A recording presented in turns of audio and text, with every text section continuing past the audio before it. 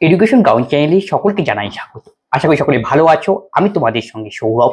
আজকে আমরা RRB NTPC 2021-এ যে পরীক্ষা হয়েছিল সেই পরীক্ষায় একটা প্রিভিয়াস ইয়ারের সেটে যে ম্যাথগুলো এসেছিল সেই ম্যাথগুলো নিয়ে আমরা সেই হয়তো কারণ কি আসন্ন পরীক্ষার জন্য এই ম্যাথগুলি ইম্পর্টেন্ট। কি টাইপের অঙ্ক আসতে পারে এটা সব করলে পরে আমরা এই টাইপের সলভ করি, তাহলে সেটা বুঝতে পারবো। তবে দেখো প্রথম অঙ্ক কি রয়েছে। প্রথম অঙ্ক এখানে বলা রয়েছে 38 মিটার এবং 56 মিটার 72 মিটার লম্বা তিনটি কাঠের টুকরো রয়েছে। কোনো সর্বাধিক সম্ভাব্য দৈর্ঘ্য চার, তারা এগুলিকে সম্পূর্ণরূপে পরিমাপ করা যাবে। তাহলে 48 মিটার, 56 মিটার এবং 27 মিটার লম্বা তিনটি কাঠের টুকরো রয়েছে, তিনটা টুকরো রয়েছে এবং বলছে কোন সর্বাধিক সম্ভাব্য দৈর্ঘ্য যার দ্বারা এগুলিকে সম্পূর্ণরূপে পরিমাপ করা যাবে। সম্পূর্ণ দৈর্ঘ্য বলছে আর সর্বাধিক বলছে, সর্বাধিক যখন থাকবে তখন বুঝতে হবে তোমাকে কি বলছে, তার মানে গসাগু করতে হবে। এখানে এটা আসলে গসাগুর অঙ্ক এখানে দেওয়া রয়েছে। এইচসিএফ কার এইচসিএফ করতে হবে কি কি সংখ্যা 48, 56 আর 72। এর এইচসিএফ গসাগু করার সময় আমি কি করবো, অপশন টেস্টের সাহায্যে করব। তার মানে গসাগু মানে কি সবচেয়ে বড় যেই সংখ্যা, এমন একটি সংখ্যা পাবো যার দিয়ে 48কেও ভাগ করলে মিলবে, 56কেও ভাগ করলে মিলবে, 72কেও ভাগ করলে মিলবে। সবচেয়ে বড় কোনটা? 11 তো কোনো হতে পারে, 11 তে 48কে ভাগ যায় না। 9 দিয়ে 72কে ভাগ যায় কিন্তু 56কে যায় না। 7 দিয়ে কোনো সংখ্যাকেই ভাগ যায় না, এই না 56কে যায় কিন্তু বাকি দুটোকে যায় না। 7 কোনো দিতে হতে পারে না। 8 দিয়ে সবগুলোকেই ভাগ যাচ্ছে, তাই সঠিক উত্তর 8। তার মধ্যে এইচসিএফ করলে আমরা পাবো 8।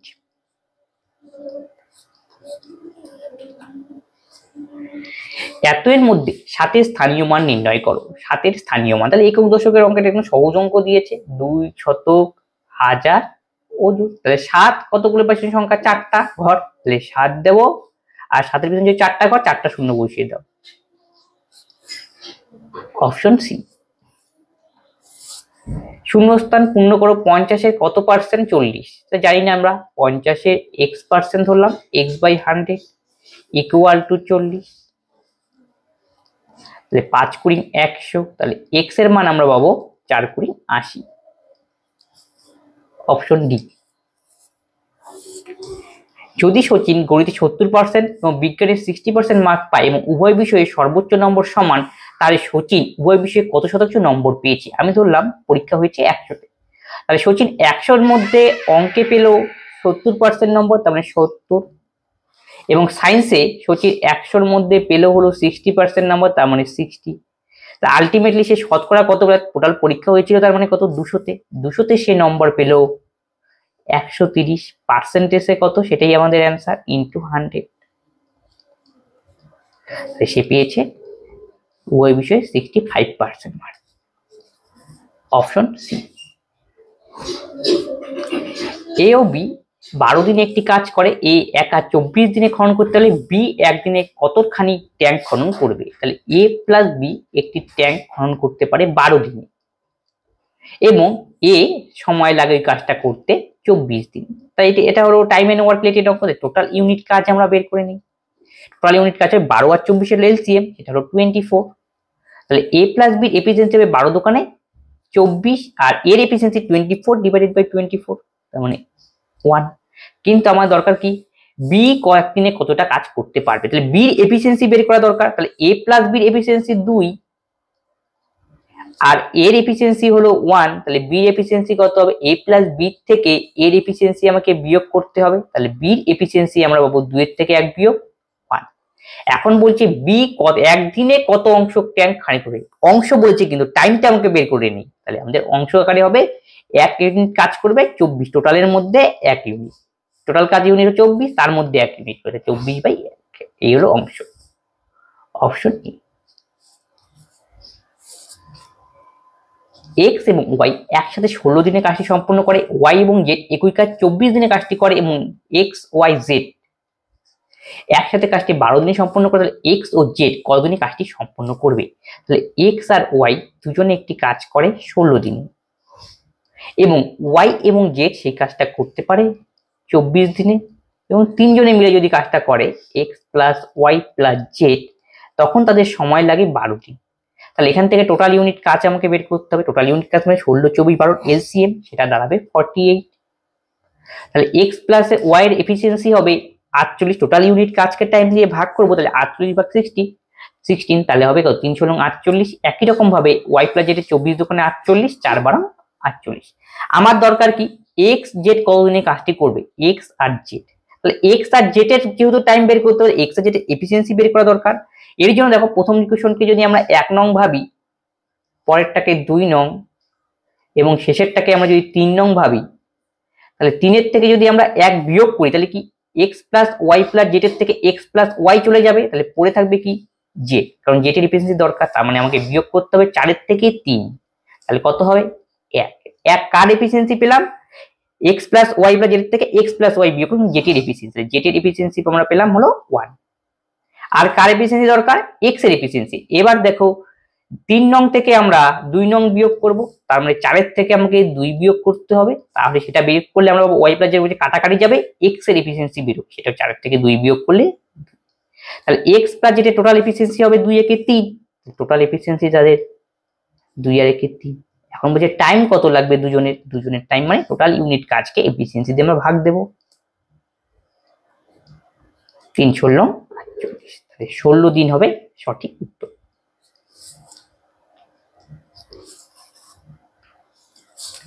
দুটি সংখ্যার অনুপাত 2:3, তাদের লসাগু গসাগুর গুণফল 9600, তবে সংখ্যা দুটির যোগফল কত।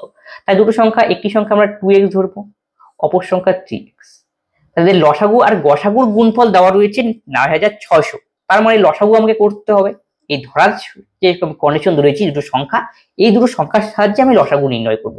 সেটা কত হয়, যেটা মিলল সেটা হবে x আর 3 দোকানে 6, 6x হলো লসাগু, তাহলে গসাগু কত হবে, গসাগু মানে যেটা মিলবে সেটা হলো গসাগু, তাহলে গসাগু হবে x।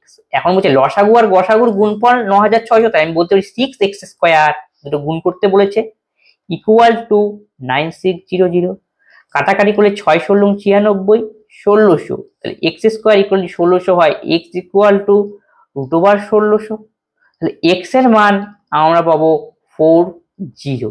এখন বলছে সংখ্যা দুটির যোগফল কত, 3 আর 2 কত 5x, তাহলে 5x এর মান আমাকে নির্ণয় করতে হবে। তাহলে x এর মূল্য 40, 5x সামনে একটা 5 বসিয়ে দাও, তাহলে 4 × 5 = 20, অপশন এ। একটি চতুর্ভুজের কোণগুলির অনুপাত এত, এই কোণগুলির সবচেয়ে ছোট কোণটির মান কত। কোণগুলির অনুপাত এত মানে কি, একটা চতুর্ভুজে 4টা কোণের অনুপাত দেওয়া রয়েছে, আর চতুর্ভুজের 4টা কোণ যোগ করলে হয় হলো 360 ডিগ্রি। এই কনসেপ্ট দিয়েই এই অঙ্কটা করতে হবে। 4টা কোণের যোগফল মানে 4টা যোগ করে নিতে হবে আমাদের, তাহলে কত দাঁড়ায় 4 2 8, 8 আর 6 14, 4 2 6, 6 6 12 8 20, তাহলে 20 ভ্যালু হবে 360 ডিগ্রি। তাহলে 1 এর ভ্যালু আমরা পাবো 18 ডিগ্রি। এখান থেকে আমাকে বের করতে সবচেয়ে ছোট কোণটির মান কত, সবচেয়ে ছোট এখানে 2, তাহলে 2 এর ভ্যালু আমাকে বের করতে হবে, তাহলে 1 এর ভ্যালু 18 ডিগ্রি, 2 এর ভ্যালু হবে 18 দোকানে 36 ডিগ্রি, অপশন সি। দুটি সংখ্যার যোগফল 75 এবং তাদের বর্গের পার্থক্য 300, তবে সংখ্যা দুটির মধ্যে পার্থক্য কত। দুটি সংখ্যা আমি x আর y ধরলাম, তাদের যোগফল হলো 75 এবং বর্গের পার্থক্য x² - y² ইকুয়াল টু 300। এখন বলেছে এখান থেকে সংখ্যা দুটির মধ্যে পার্থক্য কত, মানে x - y এর মান আমাকে নির্ণয় করতে হবে। বীজগণিতিক অঙ্কের মতো করে দেবো, তাহলেই আমাদের অঙ্ক হয়ে গেল। a² - b² এর ফর্মুলা আমরা জানি, একবার যোগ একবার বিয়োগ, মাঝখানে হবে গুণ চিহ্ন, ইকুয়াল টু 300। এইখানে x প্লাস y এর মান দেওয়া রয়েছে 75, এই যে 75, x মাইনাস y এখানে 300, তাহলে যদি আমরা কাটাকাটি করি 4 5 20 4 4 2 30, 4, x মাইনাস y এর মান আমরা পাবো 4। এখানে বলেছে সংখ্যা দুটির মধ্যে পার্থক্য কত, পার্থক্য কত বেরোলো আমাদের 4, তার মানে অপশন সি।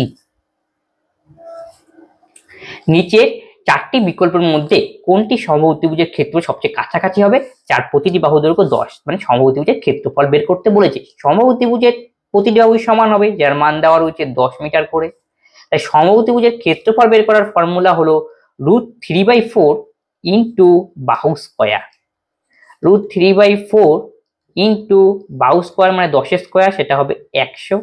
√3 এর মান আমরা জানি 1.732 অ্যাপ্রক্স, নিচে বসবে 4, ইন্টু 100, তাহলে এই শূন্যটা উঠিয়ে দিলে দশমিকের জন্য একটা 1, 1 2 3, তাহলে এই দুটো শূন্য কেটে দাও, 4 দিয়ে ভাগ করে দিই, 4 4 16 6, হাতে হলো 1, 3 4 12, 1 3 1 3 4 12, আর নিচে বসবে 10, তাহলে অ্যান্সার আমরা পাবো 43.3 সামথিং।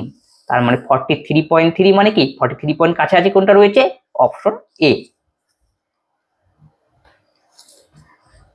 52,500 টাকা একটি গাড়ি বিক্রয় করে দামের 25% লোকসান হয়, তবে তার লোকসানের পরিমাণ কত? আমি ধরলাম গাড়িটির কস্ট প্রাইস 100 টাকা, বা 25% ফ্র্যাকশনে করতে পারি।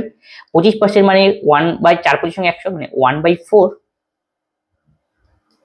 25% মানে 1/4, আর নিচেরটাকে আমরা বলি সিপি, তাহলে সিপি এখানে 4, আর উপরেরটা আমাদের হয় প্রফিট বা লস, যেহেতু এখানে লোকসান বলেছে তাহলে লস হবে এখানে 4 থেকে 1 বিয়োগ লোকসান, তাহলে সেলিং প্রাইস হবে কত? 3। তাহলে দেখো সেলিং প্রাইস হলো 3, যেহেতু কস্ট প্রাইস কত 4, 25% লোকসান হয়েছিল, লোকসান মানে কি আমাদেরকে বিয়োগ করতে হবে, 4 থেকে 1 বিয়োগ করে দিলাম, সেটা হলো 3 হলো সেলিং প্রাইস। আর সেলিং প্রাইসের ভ্যালু দেওয়া রয়েছে 52,500, তাহলে 3 এর ভ্যালু 52,500, তাহলে 1 এর ভ্যালু আমরা পাবো 3 অক্ষে 3, 3 গেলে 2 22, 3 7 21, 1 3 5 15, 00। আর এখানে আমাকে বের করতে লোকসানের পরিমাণ কত, লোকসান মানে কত 1 এর ভ্যালু বের করতে হবে, আর আমরা তো 1 এর ভ্যালুই বের করে নিলাম, তাহলে এটাই হবে অ্যান্সার লোকসান 17500, অপশন ডি। এ বি এর চেয়ে দ্বিগুণ দক্ষ, তারা একসাথে 20 দিনে একটি কাজ করতে পারে, এ একা কাজটি কতদিনে করতে পারবে? তাহলে এ আর বি এর মধ্যে এফিসিয়েন্সি রিলেশন দেওয়া রয়েছে, এ বি এর চেয়ে দ্বিগুণ দক্ষ, তাহলে বির এফিসিয়েন্সি যদি 1 হয় এর এফিসিয়েন্সি 2 হবে, এবং তারা একসাথে 20 দিনে কাজ করে। আমরা জানি টোটাল ইউনিট কাজ is equal to time into efficiency, তারা একসঙ্গে দুজনে কাজ করে টোটাল এফিসিয়েন্সি হবে 2 একে 3, কাজ করবে সেটা হলো 20 দিন, তাহলে এখান থেকে গুণ করলেই আমরা পাবো টোটাল ইউনিট কাজ, টোটাল ইউনিট কাজ হলো 60 ইউনিট। এখন বলছে এ একা কতদিনে কাজটি করবে, মানে এর টাইম এখানে বের করতে বলছে, এর time equal to total unit কাজ বাই এ কাজটা করবে যেহেতু, তাহলে এর এফিসিয়েন্সি দিয়ে ভাগ করতে হবে, এর এফিসিয়েন্সি হলো 2, তাহলে আমাদের অ্যান্সার দাঁড়াবে 30, option A. 3x equal to cosec theta, 3/x equal to cos theta, তবে এর মান কত? তাহলে দেখো এর জন্য আমাকে কোসেক থিটা আর কস থিটার একটা ফর্মুলা রয়েছে, সেটা এখানে ইউজ করতে হবে, সেটা হলো cosec square theta minus cos square theta equal two 1। কোসেকের মান এখানে মানটা বসিয়ে পুট করে দাও, তাহলে 3x তার স্কয়ার হবে, তার মানে 9x স্কয়ার, মাইনাস কস থিটার মান 3/x, তাহলে 9/x স্কয়ার ইকুয়াল টু 1। আমায় মান বের করতে বলছে এই এক্সপ্রেশনটা 9 into x square minus 1/x square, এখান থেকে 9 কমন নিয়ে নাও, দেখো মিলে গেছে 1/x স্কোয়ার, তার মানে আলটিমেটলি ভ্যালু আমরা কত পেলাম 1। যদি বলতো খালি x স্কোয়ার মাইনাস 1/x স্কোয়ারের ভ্যালু তখন হতো 1/9, তাহলে অপশন ডি। যদি 2 sin 3x মাইনাস 3 ডিগ্রির মান এত হয়, তবে x এর মান ডিগ্রিতে কত? তাহলে 2 sin 3x মাইনাস 3 এত ডিগ্রি, আর tan 240 ডিগ্রি, একে আমাকে ভেঙে নিতে হবে, এইটা 240 90 যখন বেশি হবে, 240 360 যাই হোক না কেন, তখন ভাঙবো আমরা কি হবে 90 ডিগ্রি আকারে লিখবো, কারণ ব্যাপারটা হলো, তাহলে একে আমরা এইভাবে লিখতে পারি 2 গুণন 90 ডিগ্রি মানে কত 180 প্লাস কত 60। কেউ একে লিখতে পারতো 3 গুণন 90 ডিগ্রি, তার থেকে বিয়োগ করে দিত, মোদ্দা কথা ক্যালকুলেশন করার পর এইভাবে 90 ডিগ্রি আকারে লিখতে হবে, যাতে ক্যালকুলেশন করার পর আবার এই 240ই আসে, এই হলো লজিক। এখন এখান থেকে আমরা দেখো কিভাবে করব, এর জন্য একটা কনসেপ্ট জানতে হবে, সেটা হলো কোঅর্ডিনেট রিলেটেড সাইন কসের যে কনসেপ্ট, এই পাশে যে থাকে সেকে বলা হয় অল, এখানে থাকে সাইন, আর এখানে থাকবে ট্যান, আর এখানে থাকে কস। ফার্স্ট কোঅর্ডিনেটে সবাই পজিটিভ, সেকেন্ড কোঅর্ডিনেটে সাইন পজিটিভ, থার্ড এটা হলো 1 2, এটা 3 নম্বর কোঅর্ডিনেট, 3 নম্বর কোঅর্ডিনেটে কস পজিটিভ, আর 4 নম্বর কোঅর্ডিনেটে ট্যান পজিটিভ। এইটা নির্ণয় করে পজিটিভ নেগেটিভ। তাহলে এটা কিভাবে কাজ করে, এখন বলেছে 2 গুণন 90 ডিগ্রিতে, 90 ডিগ্রি মানে শুরু করব আমরা এখান থেকে, যে একটা কোণের মান 90 ডিগ্রি হলো, যে একটা 90 ডিগ্রি, এই যে দুইটা 90° প্লাস 60°, তার মানে আসলো কোথায়? এইখানে। 2 গুণন 90° প্লাস tan 60°, দেখো তো দেখি ছিল কি tan, কিন্তু আলটিমেটলি ক্যালকুলেশন পরে আমরা কোথায় আসলাম? আবার tan-এই আসলাম, তার মানে এখানে বসবে পজিটিভ সাইন। তাহলে পজিটিভ সাইন বসবে, তাহলে পজিটিভ সাইন মানে এখানে প্লাস বসবে, আর এখানে 60° হবে তো বসবেই। আর এখন সমস্যা হলো এখানে tan বসাবো না cot বসাবো। তখন দেখবো আমরা এখানে কি সংখ্যা রয়েছে, জোড় সংখ্যা আকারে লেখা রয়েছে না বেজোড় সংখ্যা। 2 গুণন 90°, এখানে 2 হলো জোড় সংখ্যা, এই জন্য tan-ই বসবে। বেজোড় সংখ্যা হলে cot বসানো লাগতো। এই হলো লজিক। আর বোঝা গেল কখন প্লাস সাইন মাইনাস সাইন আসে। তাহলে tan 60°-র মান হলো কি? tan 60°, এখন তো মান বেরিয়ে গেল, তাহলে এটা হলো tan 60°। tan 60°-র মান হলো √3।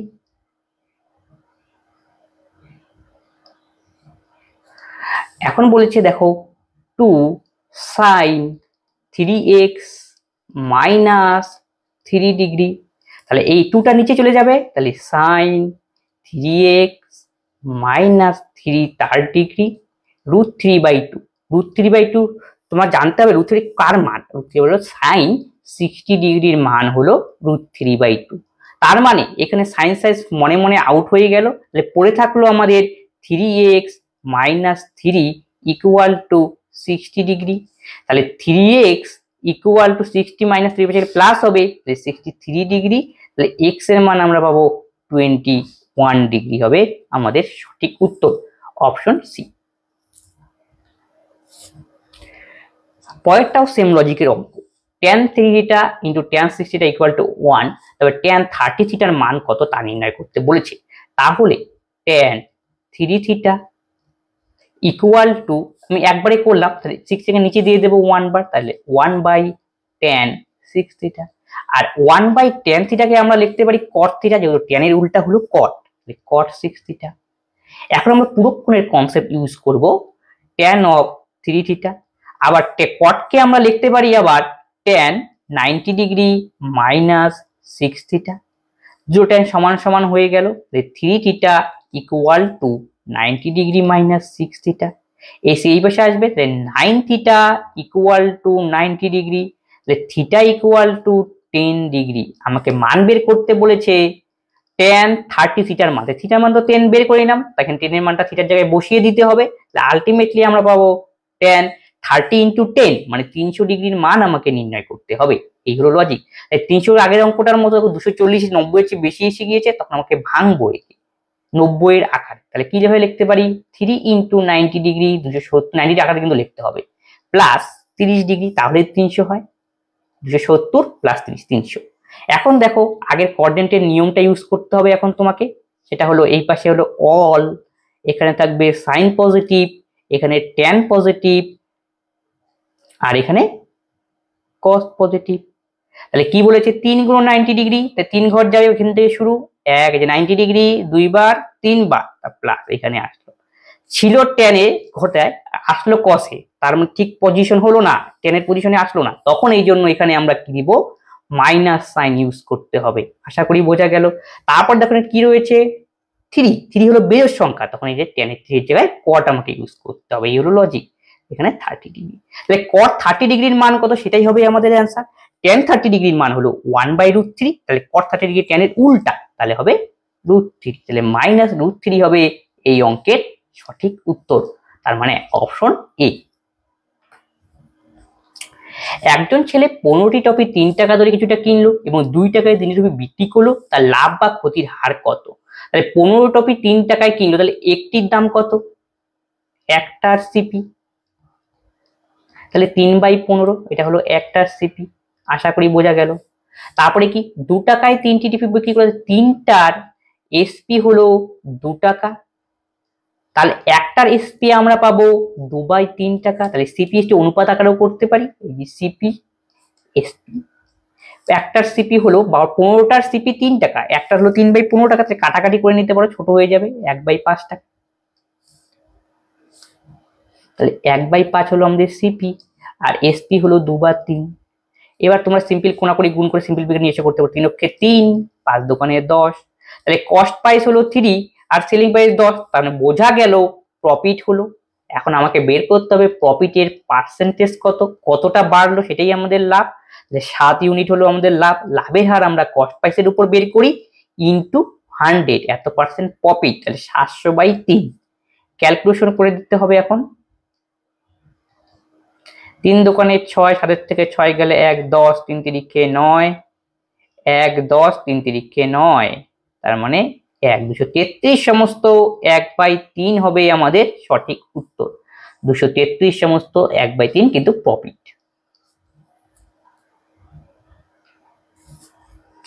দুটি বৃত্তের ব্যাসার্ধের অনুপাত এত, তাহলে ক্ষেত্রফলের অনুপাত কত? তাহলে দুটো বৃত্তের রেডিয়াসের অনুপাত দেওয়া রয়েছে 1:4।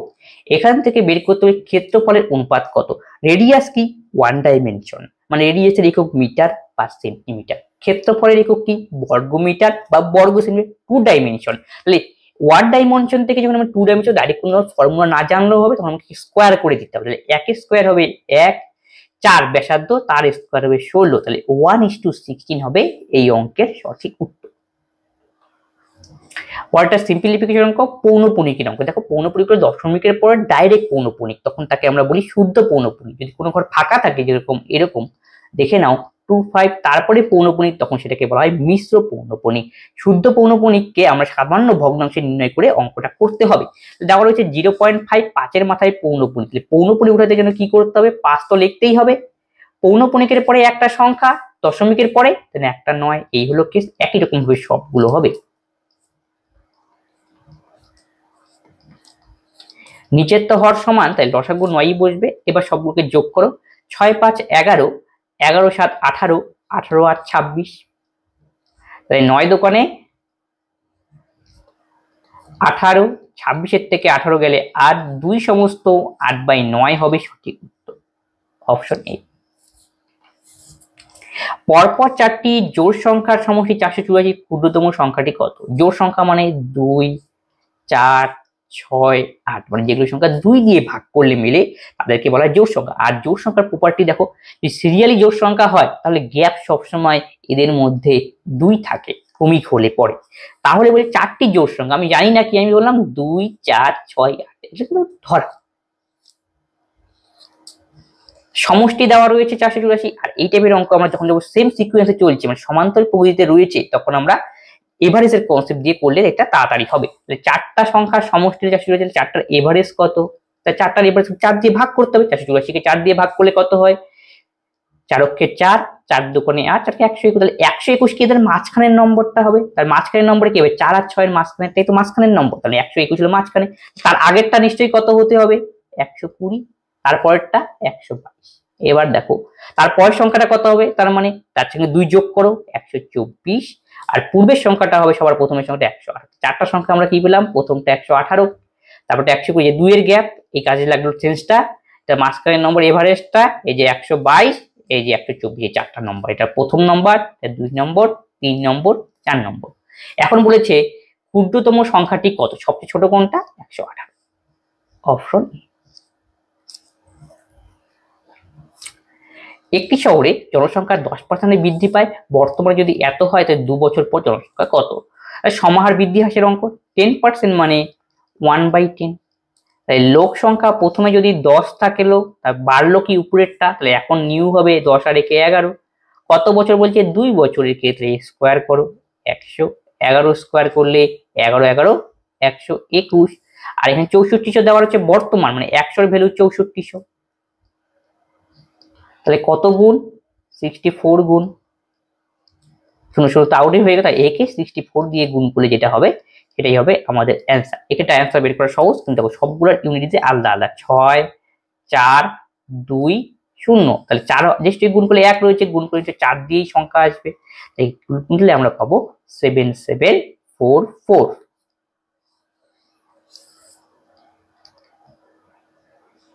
তাহলে আমাদের সঠিক উত্তর হবে অপশন বি। এই দেখো ইউনিটে 4 রয়েছে, কোনটাই 4 নেই।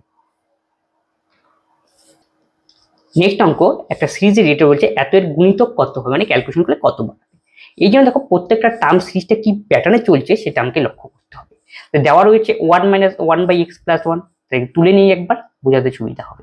1/1 + x + 1 into 1 - 1 by x plus 2, তারপরটা রয়েছে 1 minus 1 by x plus 3 dot dot dot 1 minus 1 by 2x।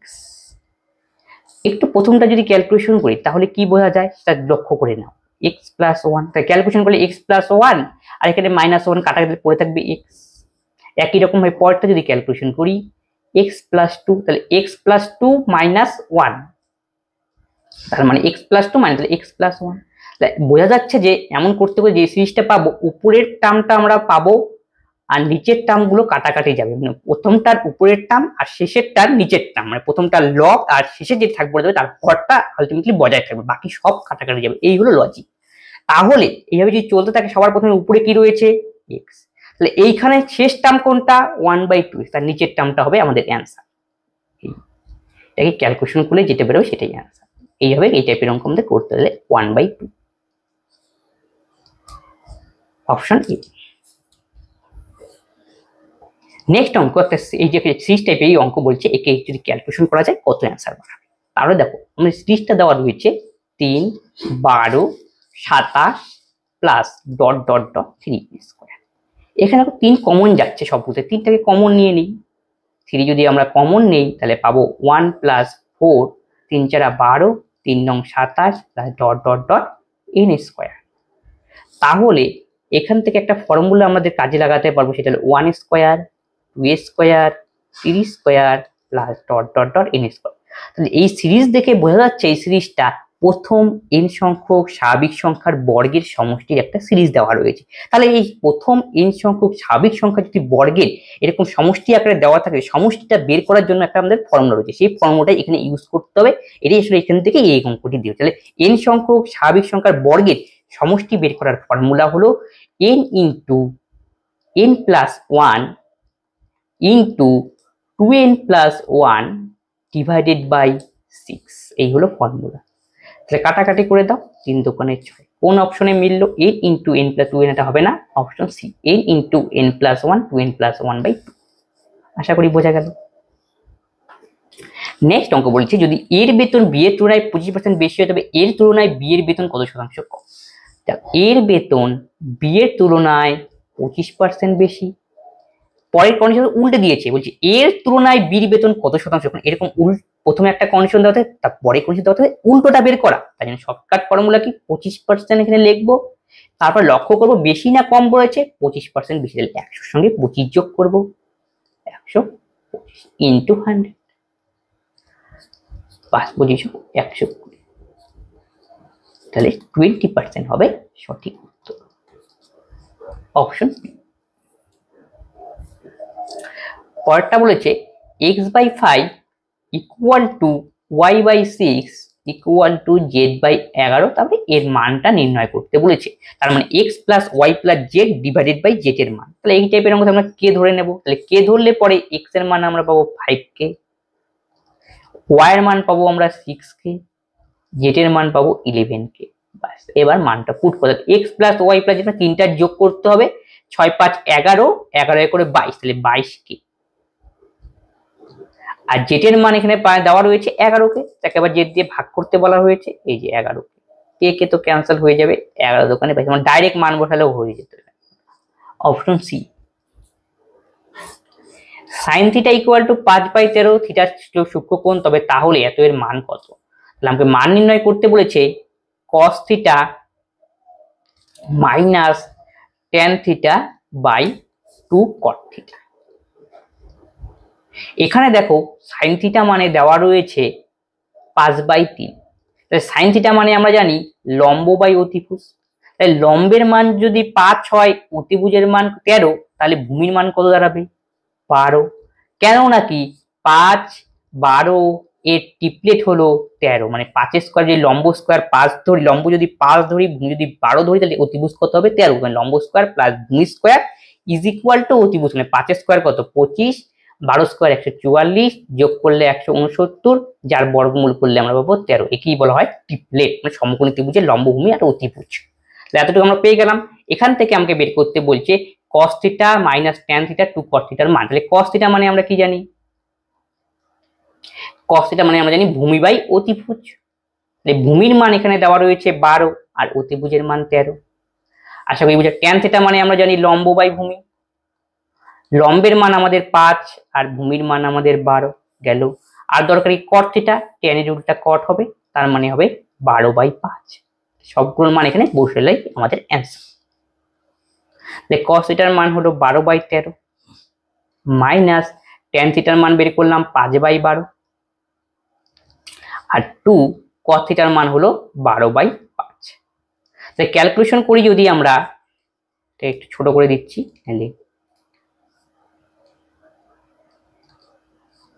লসাগু করতে হবে 12 আর 13 লসাগু, তাহলে 12 × 13 হবে। তাহলে 12 × 13 যদি হয় তাহলে 13 চলে 12, 12 12 হচ্ছে 44 মাইনাস 12 গেলে পড়বে 13, 5 13 65। এখন নিচের ক্যালকুলেশনটা করলে 12 দোকানে 24 /5। এইটা যদি বিয়োগ করি তাহলে কত হয়? 14 থেকে 5 গেলে 9, হাতে হলো 1, 14 থেকে 7 গেলে 7, 79। আর এই 5টা কিসে হবে? 79 তো উপরে হয়ে গেল, তার নিচে কত? 12 × 13, 12 × 13 ইন্টু 5 উপরে যাবে আর নিচে আসবে 24। এই হলো অঙ্ক। এইটাকে আমাকে এখন ক্যালকুলেশন করতে হবে, মাঝখানে ঘুরবে। তাহলে 79 কে 5 দিয়ে গুণ, আমি এখানে উপরে করছি সেই ক্যালকুলেশন। 79 যদি 5 দিয়ে গুণ করি, 5 নং 45 এর 5 আর 5 7 35 আর 4 95, তাহলে 395। আর নিচে তাহলে কি থাকবে? 12 × 13 × 24। এই হলো ক্যালকুলেশন। এখন ব্যাপারটা হলো দেখো, সবগুলোতে লব কিন্তু আলাদা আলাদা, লব কিন্তু আমরা অ্যাকুরেট ক্যালকুলেশন করে ফেলেছি। লবে কত? 395, দেখো 395 একটাই অ্যান্সার রয়েছে, অপশন ডি। এখন নিচে হর সবগুলোই সেম, আমরা এটা ক্যালকুলেশন করলে বোঝা যাচ্ছে কি আসবে। আবার 4 থেকে 4 দিয়ে আসবে, 3 দোকানে 4 থেকে 24, 3744, তাহলে 395। এই হলো অঙ্ক আমাদের।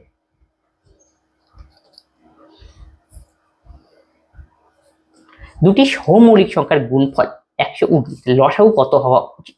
দুটি সহমৌলিক মানে কি? দুটো সংখ্যার গসাগু করলে আমরা অ্যান্সার পাবো 1, সেটাই সহমৌলিক। তাহলে দেখো দুটি সহমৌলিক গুণফল হলো 119। তাহলে 119 কি কোন কোন সংখ্যার গুণফল আকারে লিখতে পারি আমরা? 1 × 119, আবার লিখতে পারি 7 × 17।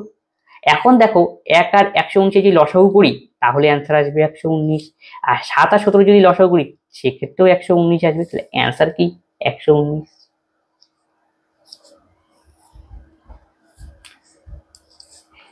এত সংখ্যাটিতে 9 এবং 3 এর প্রকৃত মানের পার্থক্য কত? প্রকৃত মান মানে কি? কোনো একটা সংখ্যা দেওয়া থাকবে, যেই সংখ্যা দেওয়া সেটাই হলো তার প্রকৃত মান। তাহলে 3 এর প্রকৃত মান এখানে 3ই বসাতে হবে, 3।